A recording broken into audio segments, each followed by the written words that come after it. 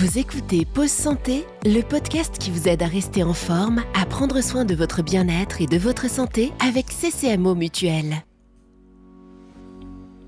Bonjour à tous et bienvenue dans Pause Santé, le podcast CCMO Mutuelle dédié à votre bien-être et à votre santé.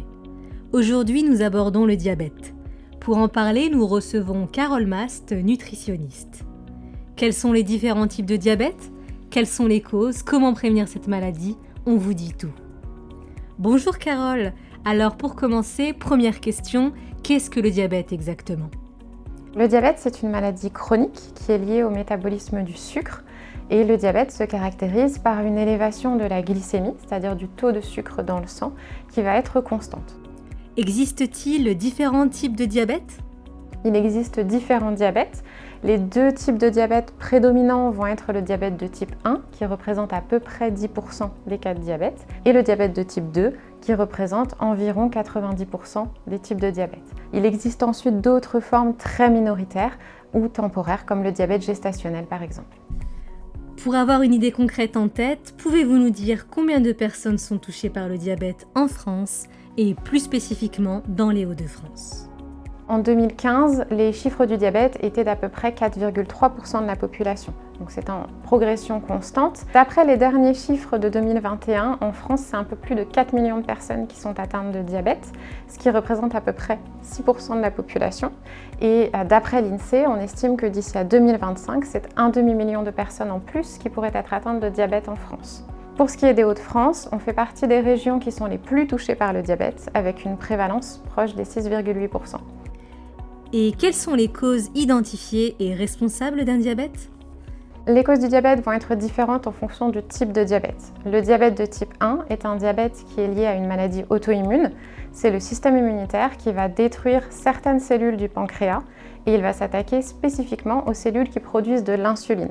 L'insuline étant l'hormone qui est responsable de baisser le taux de sucre dans le sang. Donc le système immunitaire va détruire ces cellules et donc le glucose va être en permanence trop élevé dans le sang. Pour ce qui est du diabète de type 2, c'est très différent, ce n'est pas du tout lié à de l'auto-immunité. Là, on est sur une pathologie qui est liée au mode de vie et qui va être déclenchée par une alimentation qui est principalement trop riche en sucre, trop grasse et un manque d'activité physique. Bien entendu, on va retrouver énormément de cofacteurs tels que l'obésité. Le microbiote intestinal peut lui aussi jouer un rôle dans le développement du diabète de type 2 et on retrouve aussi une certaine prédisposition génétique. Est-ce finalement possible de prévenir le diabète ? Le diabète de type 1 étant auto-immun, on ne peut pas réellement le prévenir, bien que la prise en charge va être importante pour prévenir tout ce qui est complications liées au diabète. Pour ce qui est du diabète de type 2, oui, on peut complètement le prévenir puisque c'est considéré comme une maladie de civilisation qui est liée au mode de vie. Donc en ayant un mode de vie sain, une alimentation saine, une bonne activité physique, on peut prévenir complètement le diabète de type 2. D'accord. Pouvez-vous développer justement le rôle de l'alimentation lorsqu'on souffre de diabète ? Lorsqu'on est diabétique, il n'y a pas d'interdit strict en termes d'aliments, mais ce qu'il va falloir surveiller, c'est surtout les apports en glucides, vu que c'est une maladie liée au sucre.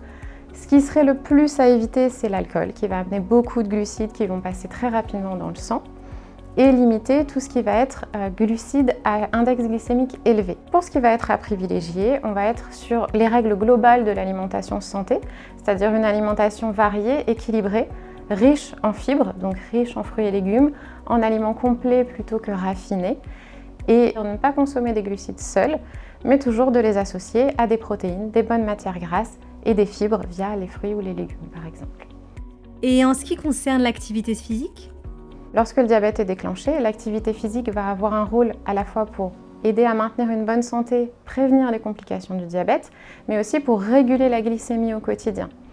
Et dans le diabète de type 2 en particulier, l'activité physique va être vraiment un élément clé de la prévention de l'apparition du diabète parce qu'elle va aussi aider à gérer le poids, avoir un poids de forme plus sain parce que tout ce qui est surpoids, obésité vont être des facteurs de risque pour déclencher un diabète de type 2. On a vu les différents aspects du diabète, mais il me reste une interrogation. Est-ce qu'il est possible de guérir du diabète ? Pour le diabète de type 1, on ne peut pas en guérir à proprement parler, mais on peut, en apprenant à bien réguler ses glycémies, à prévenir les complications. Pour ce qui est du type 2, on peut en guérir Ça va en réalité dépendre du stade, c'est-à-dire quand on est à un stade très avancé où vraiment il n'y a plus du tout de production d'insuline à cause de la fatigue du pancréas, on pourra améliorer mais pas revenir complètement en arrière. Lorsqu'ils sont diagnostiqués, on peut complètement en guérir en changeant l'alimentation, le mode de vie. Si jamais on a un doute, que faut-il faire ?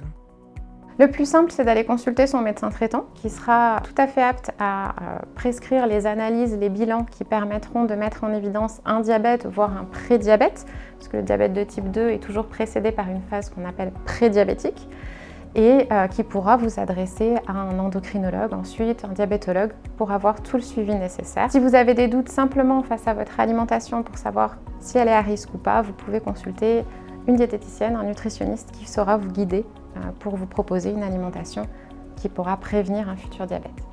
Merci beaucoup Carole. Un dernier conseil avant la fin ?